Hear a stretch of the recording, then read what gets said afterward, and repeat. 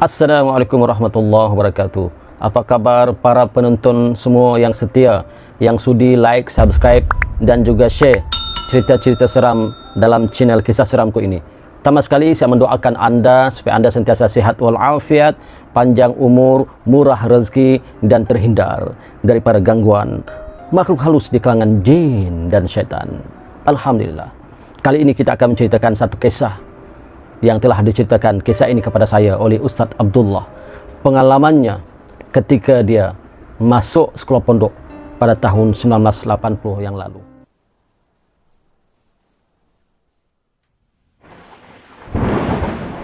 A'udzu billahi minasyaitonir rajim. Wa qur rabbi a'udzu bika min hamadatisy syayatin. Wa'udzu bika rabbi ayyahdurun. Dan katakanlah, wahai Tuhanku, aku berlindung kepadamu dari hasutan syaitan-syaitan, dan aku berlindung kepadamu, wahai Tuhanku, supaya syaitan-syaitan itu tidak menghampiriku. Ketika itu pada tahun 1980, ataupun kelengkapan sekolah pondok tidaklah seperti yang sekarang. Memang serba daif, serba kekurangan. Asramanya daif, ya. Bahkan persekitarannya tidaklah seindah seperti sekarang. Maklumlah, tahun itu, tahun 1980. Yang penting bagi pelajar-pelajar sekolah pondok ini adalah ilmu yang disampaikan, yang diberikan oleh guru-guru mereka. Hasilnya mereka sekarang menjadi seorang yang alim dalam bidang agama. Alhamdulillah. Katanya meneruskan cerita, ketika itu umurnya 13 tahun. Dia pergi pondok dengan niat ataupun nawaitu lillahi ta'ala, karena Allah. Yuran pun ketika itu tak mahal lah katanya. Sebulan cuma RM5 sahaja untuk menampung kos belajarnya setiap bulan. Maka ayahnya akan datang ke sana menjenguknya 2 bulan sekali, kadang-kadang 3 bulan sekali, sambil menghantar belanja. Ketika itu hubungan agak terhad sedikit, ya. Hubungan ataupun komunikasi ataupun perhubungan di antara keluarga dan anak-anak ketika itu memang agak susah kerana tidak ada handphone. Kalau ada pun cuma telepon seperti telepon pejabat dan telepon rumah, itu sahaja tempat berhubung. Tidak seperti sekarang katanya. Maka malam itu dia telah dimasukkan dalam satu asrama yang paling hujung. Asrama itu dia tidaklah seperti ada blok-blok asrama seperti zaman sekarang ini, tapi dia seperti rumah besar, seperti satu dewan yang besar. Ya, dibuat daripada kayu dan mereka baringlah di situ, baring atas lantai baring, dan ada musallah, tempat salat, dan ada tempat kuliah. Begitulah keadaan sekolah pondok ketika itu. Dan tandasnya pula jauh di belakang. Sudahlah begitu, tandasnya hanya berlampukan, ya, lampu pelita minyak tanah. Ketika malam dihidupkan, ketika siang pun dihidupkan, kerana tandas itu gelap suasananya. Jangankan waktu malam, waktu siang pun menyeramkan. Lagi-lagilah kalau waktu malam, lagi menyeramkan. Maka ketika Abdullah sampai ke asrama itu, dalam masa seminggu ini, dia rasa alhamdulillah tidak ada apa-apa pun yang merisaukannya, menakutkannya, membimbangkannya. Cuma satu sahajalah yang dia risaukan. Seperti mana pelajar-pelajar senior yang lain, katanya mereka ini jaranglah pergi ke tandas waktu malam. Kalau ia pun waktu siang saja. Kecuali kalau keadaan terpaksa, keadaan darurat, emergency, barulah mereka ke tandas waktu malam. Abdullah pun bertanya, kenapa? Tak ada apa-apa, kata pelajar-pelajar yang lebih tua, yang senior ni. Nanti kamu rasakan sendiri. Abdullah ingatkan mereka ni cuma bergurau. Maklumlah, dia kan pelajar baru. Dan beberapa orang lagi lah pelajar-pelajar yang lain. Maka dia pun ditempatkan di satu asrama dengan pelajar-pelajar yang baru. Entah katanya, tiba-tiba malam itu sakit perutnya, memulas-mulas perutnya. Aish, ini tak boleh ni katanya. Perasaan seperti hendak membuang air besar. Ya Allah, tengok jam pukul 1 malam. Ish, dia tengok kawan-kawan lain semua dah tidur, dia terjaga, ya, nak ke tandas pula jauh. Maka dia bangunkanlah, dia kejutkanlah teman sebiliknya, minta tolonglah. Katanya, Pian, kata Abdullah. Tolong, kenapa? Kata Pian. Mengantuk ni. Tolonglah Pian, kawankan saya ke tandas ni. Pergilah sendiri, aku mengantuk ni. Kejut Pian tak nak bangun. Sedangkan Pian ini kira rakan paling rapat dengan dia lah ketika itu, dan masih pelajar baru juga. Perutnya makin sakit. Tak apalah, kalau kau nak tak temankan, kata Abdullah. Maka Abdullah pun jalanlah perlahan dalam keadaan menahan-nahan sakit perut ni, ya, seperti nak buang air besar. Bukan seperti, memang nak buang air besar lah. Tak tahu lah dia kata, entah apa yang dia makan siang tadi menyebabkan perutnya sakit sangat. Perlahan-lahan dia jalan sampai ke luar asrama tu. Dia pandang ke kanan, dia pandang ke kiri, dia pandang ke atas, semua gelap. Yang ada cuma kejauhan nampak tandas itu. Di kejauhan adalah cuma cahaya daripada lampu pelita minyak tanah. Kalau dia tak ke sana pula, mana boleh? Takkanlah katanya dia ada buang air besar dalam asrama. Tak patutlah. Mau tak mau dalam keadaan terkangkang-kangkang, dia pergilah ke tandas. Dalam perjalanannya pergi ke tandas, tiba-tiba dia rasa seperti seram sejuk. Tiba-tiba saja bulu rumahnya meremang, menegak. Sunyi malam tu. Sunyi sangat. Sunyi sangat. Dah lah sunyi, gelap pula. Katanya. Cuma yang kedengaran bunyi cengkerik. Lain-lain tak dengar. Sunyi. Sunyi sangat malam tu. Bulan pun tak kelihatan. Seperti mendung lah rasanya, macam nak hujan lah. Angin bertiup, ya. Bila perlahan-lahan masuk ke tandas. Di tandas tu ada pintu utama, tapi pintu utama tu tak bertutup, tidak berpintu lah. Di kemudian pula dalam tandas tu ada 2 bilik tandas. 2 bilik tandas, dua-dua tu ada pintu. Kedua-dua bilik tandas tu ada pintu, tapi malangnya pintunya tak ada lock, tak berlock, tak berkunci. Jadi kalau ada orang datang, tolak memang terbuka lah. Maka ketika itu kata Abdullah, dia sandarkanlah baldi yang berisi air tadi untuk menyangga pintu itu, supaya kalau ada orang datang lah nak buka, sekurang-kurangnya tak terbuka terus, tertahan oleh baldi yang berisi air. Maka masuklah Abdullah ke dalam tandas dan selesailah qada hajat. Alhamdulillah, kata Abdullah, ya. Abdullah pun tak nak lama-lama dalam tandas tu. Maklumlah sunyi, sekali-sekala dengar bunyi cengkerik dan bunyi burung hantu tu. Sekali-sekala dengar bunyi burung hantu yang menambah seramkan lagi keadaan. Dahlah, kata Abdullah, biar seseram, bulu rumahnya menegak, ditambah lagi dengan bunyi burung hantu yang menyeramkan. Kata Abdullah. Cepat-cepat Abdullah siapkan pakaiannya, pakaian semula. Kemudian Abdullah buka pintu. Bila Abdullah nak buka pintu, tak boleh buka. Kenapa tak boleh buka? Kata Abdullah, sedangkan pintu ni tak berlock. Buka lagi, tolak ke depan, tak boleh buka. Kenapa ni? Lah, kata Abdullah, habislah ni kali ini. Nak minta tolong dengan siapa? Kalau menjerit pun pelajar asrama tak akan dengar. Kalau menjerit pun pelajar asrama tak akan dengar sebab jauh. Macam mana ni? Tolak lagi, tak boleh. Kemudian dengan sekuat hati, Abdullah tolak. Sekuat hatinya tolak, tak boleh juga. Tendang pun tak boleh juga. Sangkut. Kata Abdullah, takkan tak boleh buka. Apa hal tak boleh buka, kata Abdullah. Lama juga Abdullah fikir. Dalam hati ni, Allah. Dalam hati, selamatkanlah aku ya Allah. Janganlah ada apa-apa berlaku pada diriku ni ya Allah, kata Abdullah. Kemudian Abdullah pun pelan-pelan pegang pintu daripada arah bawah. Sebab pintu tu dia bergantung di bawah. Dia pegang, dia cuba tarik. Alhamdulillah terbuka. Ya Allah, kata Abdullah. Astagfirullah, kata Abdullah dalam hati. Rupa-rupanya aku yang salah. Itulah macam-macam takut punya pasal. Hingga kan kata hati, takut itulah, takut inilah dan itulah apalah. Rupa-rupanya pintu tandas tu buka kena tolak, kena tarik ke dalam. Bukan tolak keluar. Dia masuk pun tadi tolak ke dalam. Tapi ketika dia nak keluar, dia tolak pula pintu tu keluar. Memanglah tak boleh buka. Tersekat oleh dinding kayu beruti itu. Kata Abdullah dalam hatinya merungut sendiri, bermonolog sendiri. Astagfirullahaladzim, takut sangat, inilah puncanya. Kemudian Abdullah pun buka pintu dan simbah air. Maklumlah, tandas dulu-dulu kan bukan ada macam sekarang nih, kena simbah lah lepas buang air tu. Bila Abdullah perlahan-lahan keluar daripada pintu utama tandas yang memang terbuka, Imam Abdullah pun tak nak tahan sangatlah dalam tandas. Busuk lah, dah busuk, gelap lagi, cuma berlampukan lampu minyak tanah. Jadi bila Abdullah keluar daripada pintu utama tandas, gelapnya ya Allah amat sangat. Tadi ada terang-terang sikit gelap, maka terpaksalah Abdullah ambil lampu pelita minyak tanah yang ada di depan pintu tandas tu sebagai penyuluhnya untuk balik ke asrama. Sebab dia pun pernah dengar kadang-kadang waktu malam kata rakan-rakannya ada ular yang lalu situ.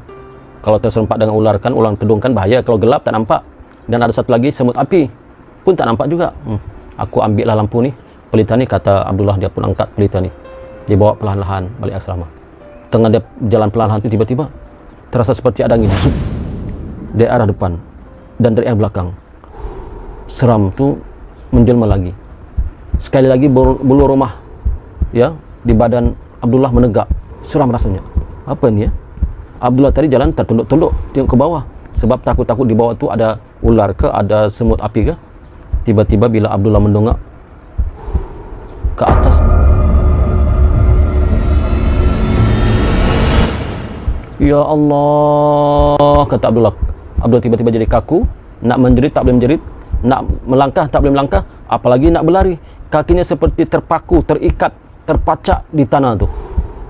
Rupa-rupanya Abdullah telah tersempak dengan satu lembaga hitam yang besar, berambut panjang, bermuka gelap, bermata merah, berdiri tegak depannya. Kata Abdullah, apakah ini? Dalam hatilah, ya Allah, selamatkan aku. Abdullah tak boleh buat apa-apa, nak menjerit tak boleh, apatah lagi nak bergerak. Maka apa yang mampu Abdullah buat adalah dia pejamkan mata sambil dia mohon pada Allah, ya Allah tolong aku, ya Allah, ya Allah tolong aku, ya Allah, ya Allah tolong aku, ya Allah. Lama jugalah Abdullah pejamkan matanya, lama jugalah Abdullah pejamkan matanya. Akhirnya makhluk itu menghilang begitu saja. Barulah Abdullah dapat menggerakkan kakinya dan cepat-cepat langkah 1000 balik ke asrama. Malam tu juga balik ke asrama dan diletakkannya lampu pelita ini depan bilik asrama. Kemudian cepat-cepat dia tarik selimut. Badannya menggigil, berpeluh yang amat sangat menggigil. Katanya dalam hati, ish, seri aku nih, tak mau lagi aku ke tandas tu malam-malam. Tapi itulah, kawan pun tak nak kawankan. Tak apalah, nanti ini hari kamu, besok hari saya pula, kata Abdullah. Rasa macam berdendam lah dengan pelajar-pelajar asrama, satu kelas dengannya, pelajar-pelajar baru. Betul kata Abdullah. Minggu depannya pula tiba-tiba tengah malam juga, dia pun tak tahu jam berapa, tapi dia agak-agak seperti sekitar pukul 12 atau pukul 1 malam, tiba-tiba kawannya ya satu bilik dengannya di asrama ini bernama Pian ni pun kejutkan dia. Dia tengah tidur nih, bahkan tadi siang mengeletih kan, sebab tadi siang dorang ada gotong royong membersihkan sekitar asrama dan juga adalah sedikit aktiviti pada siang hari. Tiba-tiba kata Pian, lah, dia kejutkan, lah bangunlah, bangun. Apa nih? Kata Abdullah, apa nih Pian? Kejutkan aku malam-malam ni, aku mengantuk nih. Lah tolonglah temankan aku ke tandas lah, aku tak tahan nih, aku nak tak berak ni lah, tolonglah, aduh. Kau ni dulu aku sakit, kau tak nak tolong. Tolonglah lah, minta maaf lah, ni kali tolong, ni kali je. Yalah, kata, lah tunggu aku pun ke tandas juga sekali, aku pun nak kencing nih. Yalah, tunggu sekejap lah, aku nak kemas nih. Abdullah pun kemaskan tempat tidurnya. Kemudian tiba-tiba saja si Pian ini dah jauh di depan. Kata si Abdullah, tadi kata nak teman, ini pula tak tunggulah Pian, tunggulah. Dalam hati Abdullah, barangkali Pian ni tak tahan dah ni sampai dia tak tunggu aku ni. Maka dia nampak dari jauh Pian ini seperti dia jalan berkingkang-kingkang, macam dia jugalah minggu lepas, jalan terkingkang-kingkang seperti menahan sakit. Maka Abdullah pun jalan dalam keadaan mamai, baru bangun tidur, mamai tengok-tengok, tiba-tiba Pian menghilang dari pandangannya. Ish, laju sangat Pak Pian ni masuk tandas. Kata tadi minta teman, tak apalah, aku tunggulah di depan pintu utama tandas ni. Tandas tu cuma ada 2 dalam, tapi dia ada lagi satu pintu utama depan tu yang tak bertutup. Maka Abdullah pun tunggulah situ, duduk sambil tekuk dagu ini, dengan duduk dah nunggu bila Pian keluar ni. Rasa lama dah tak keluar Pian. Pian, birak ke apa tu Pian? Lama juga Pian ni, kata Abdullah. Tak ada jawapan. Ish, biar betul Pian ni buang air besar ke, tidur ke ni? Rasa tak sedap hatilah Abdullah. Maka Abdullah pun terus pergi ke tandas tu. Dia nampak tandas satu pintu bertutup, satu berbuka. Kata Abdullah, barangkali pintu yang bertutup ni lah Pian ni. Maka ketuk, Pian, tak ada jawapan. Ketuk sekali Pian, tak ada jawapan. Maka terus dia tolak pintu tu. Bila Abdullah tolak pintu tandas itu, tiba-tiba yang kelihatan bukanlah Pian, tetapi yang kelihatan adalah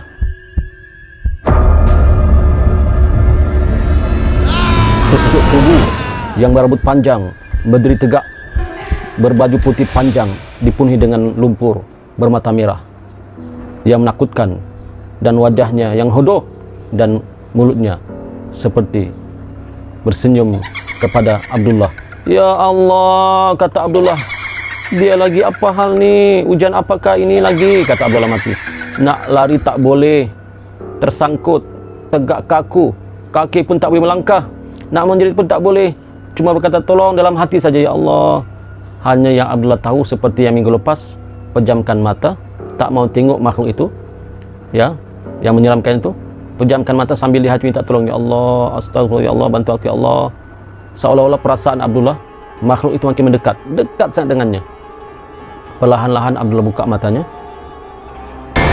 Rupa-rupanya makhluk itu betul-betul di depan Abdullah, ya Allah, dengan muka menyeramkan, hingga Abdullah pingsan tak sedarkan diri. Tiba-tiba bila Abdullah buka matanya, Abdullah berada di asrama, baring bersama sahabat-sahabat yang lain. Siapa yang angkat aku ke sini ya? Aku kan tadi tak sedarkan diri. Jadi Abdullah ingat dia bermimpi. Abdullah picitlah mukanya, mimpi ke apa? Tapi dia tengok badannya penuh dengan pasir, rumput-rumput, dan ada sikit lumpur. Mustahil aku tak. Ini pian ni. Ya, pian. Dia pun cari pian. Tengok pian. Tak jauh dari sebelah itu tengah tidur, mendengkur lagi. Biar betul. Dia pun kejut. Pian. Kata pian. Kenapa? Aduh, kau ni tengah-tengah malam kejut aku ni. Pian, dah pergi tandas ke bawah air? Buat apa pergi tandas bawah air? Kan pian tadi yang ajak lah nak ke tandas buang air. Mana ada? Bila pula pian nak ke tandas? Tak adalah, pian tak sakit. Kau jangan gitu pian. Tadi kan kau kata kau sakit perut, kau minta kawan denganku. Bila masa ni lah, tak ada pun aku minta kawan dengan siapa-siapa. Aku mengantuklah, jangan kacau aku, tidurlah. Terkejut Abdullah. Biar betul. Jadi siapakah tadi yang minta tolong untuk temankan Abdullah pergi ke tandas? Bukan pian. Jadi siapakah itu? Terkejut Abdullah. Makin menggigil badan Abdullah, peluhnya keluar dengan begitu banyak, menggigil badannya. Dia terus tarik selimut sambil kata, ya Allah, ujian apakah ini? Maka pada keesokan harinya Abdullah pun jumpa pian, ceritakan apa yang berlaku semalam. Pian pun terkejut juga. Biar betul lah, betul pian datang jumpa aku. Pian kata nak temankan, minta teman nak ke tandas. Aku kata tunggulah sebentar, aku nak siap ni. Tiba-tiba aku tengok pian dah keluar daripada asrama, dan tak lama kemudian berlari ke tandas dalam keadaan kingkang, dan saya pun tiba-tiba tak nampak pian. Maka begitulah ceritanya. Abdullah cerita dengan pian semua dari A sampai Z. Kata pian, lah, bagus dah jumpa pakcik tukang masak tu lah. Lagipun kita nak sarapan ni kan. Ya, tak ada juga. Cuba lah cerita dengan pakcik tu orang lama sini, pasti dia tahu ni apa yang terjadi. Maka Abdullah dan pian pun pergilah ke dapur, tempat biasa orang sarapan tu di dapur lah, sekolah pondok kan, keadaan begitu. Tak ada kantin, cuma dapur. Dan pakcik itu memang tukang masak situ. Masak pun guna kayu api saja. Ya, masak dan makan pun pakai dulang. Jadi kebetulan pada waktu tu pian dan Abdullah ni dah lambat pergi sarapan. Orang lain, pelajar-pelajar lain dah selesai sarapan. Jadi tinggal pian dengan Abdullah saja yang belum sarapan. Jadi satu dulang tu mereka lah 2 orang duduk. Sambil-sambil tu Abdullah pun tanya, Assalamualaikum pakcik. Waalaikumsalam. Nak? Oh, kamu pelajar baru sini kan? Ya pakcik, apa sarapan lah. Tadi dah selesai sarapan pelajar-pelajar lain. Ya pakcik, terima kasih pakcik. Begini pakcik, saya nak tanya sikit lah.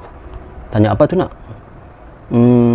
Semalam saya ada mengalami peristiwa yang menakutkan lah pakcik. Menakutkan? Takut macam mana tu nak? Pakcik, memang tandas di sekolah ni memang jauh ke pakcik ke belakang ni, dan memang begitukah keadaannya pakcik? Ya, kenapa nak? Saya tandas, saya rasa macam seram lah pakcik. Nak?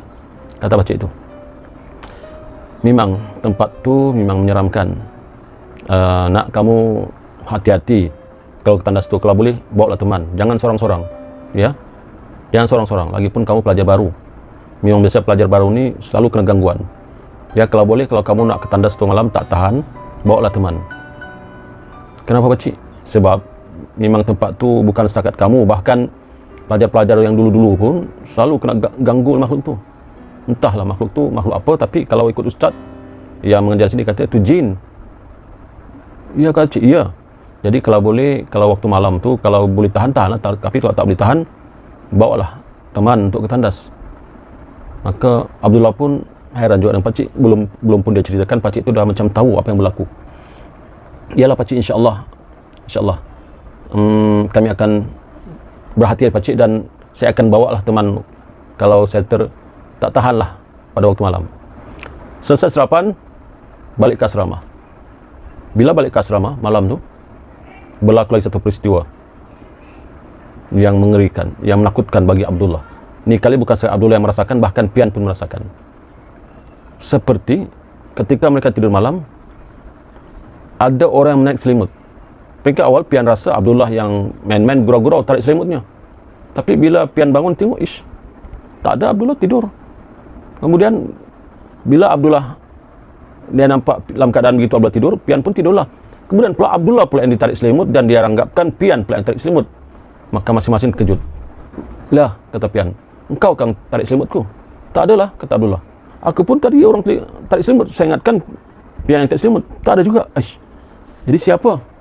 Masing-masing Pian dan Abdullah pun berpandangan satu sama lain, siapa? Lah, ketika itulah badan mereka menggigil, peluh keluar, seram-seram sejuk. Ya, di badan rasa seram sejuk, peluh keluar. Tiba-tiba mereka melihat di depan pintu asrama terlihat, ya, sesosok tubuh yang tinggi, yang hitam, berambut panjang, bermata merah. Apalagi menjerit-sakanlah mereka dua orang ni, tolong, tolong. Tapi suara tu tak kuat sangat, seperti disekat, keluar sedikit saja, tolong, tolong. Tak keluar seperti kebiasaan lah. Tapi dengan izin Allah, tiba-tibalah Abdullah ini, entah kenapa terlepas suaranya, mungkin dengan izin Allah lah semuanya, terlepas perkataan Allahu Akbar dengan teriakan begitu kuat hingga mengejutkan semua pelajar-pelajar asrama terjaga terbangun. Semua lari menuju tempat Abdullah. Kenapa lah? Kenapa? Kenapa Pian? Kenapa? Sambil tangan begini, tuh, kata Abdullah, dan Pian pun sama. Tak boleh bercakap, cuma tangan saya menunjuk, tuh. Maka semua pelajar asrama tengok ke arah yang ditunjukkan oleh Pian dan Abdullah. Tak ada apapun yang mereka nampak. Dah, panggil wadan. Maka datanglah wadan asrama, seorang ustaz juga. Maka ustaz itu pun menenangkan, ya, katanya semua rehat, semua kumpul sini. Semua ikut ustaz, sama-sama baca surah Al-Fatihah 3 kali, ya, sama-sama. Maka malam itu bergemalah. Maka ketika itu bergemalah bacaan surah Al-Fatihah dengan kuatnya. A'udzubillahi minasyaitonirrajim. Bismillahirrahmanirrahim. Alhamdulillahirabbil alamin arrahmanirrahim maliki yaumiddin iyyaka na'budu wa iyyaka nasta'in ihdinas siratal mustaqim siratal ladzina an'amta 'alaihim ghairil maghdubi 'alaihim waladdallin. Amin. Begitu sampai habis. Kemudian diiringi dengan surah-surah yang lain. Sampailah malam itu suasana menjadi tenang, aman damai, dan pagi besoknya ustaz pun bercerita, ustaz sekolah pondok itu bercerita bahawa malam nanti ustaz pesan dah banyak kali, malam nanti sebelum tidur semua berwuduk, baca suratul Mulk dan baca doa-doa pendinding yang ustaz ajar sebelum tidur. InsyaAllah mudah-mudahan selepas ini tidak berlaku lagi lah peristiwa-peristiwa yang seperti ini, ya, kata ustaz. Maka semua pelajar-pelajar akur dan amalkan. Maka kata Ustaz Abdullah, sejak daripada malam itu sampailah Abdullah ini berhenti ataupun kembali ke kampungnya. Dah berapa tahun belajar di situ, tidak ada gangguan lagi selepas malam itu. Alhamdulillah, syukur kepada Allah, kata Abdullah. Dan sekarang Abdullah pun telah bertugas sebagai seorang ustaz. Alhamdulillah, kata Ustaz Abdullah, mengakhiri ceritanya, sejak malam itu tidak ada lagi peristiwa-peristiwa yang seram berlaku kepada dirinya maupun kepada pelajar-pelajar asrama yang lain.